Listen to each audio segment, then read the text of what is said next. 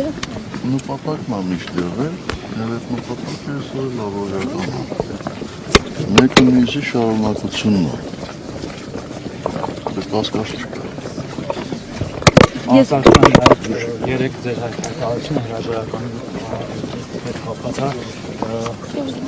ողերի ընկերոջ մասին պատկերված, որը հարցեր է արտադրում է ուղղված այդ տեքստի այդ հատվածը ողերի ընկերացրել ու նկատում եք երկու խմբագրման հատվածներ տեքստի խմբագրման մանիպուլյացիա։ Կարծում թե լավ չեք անում։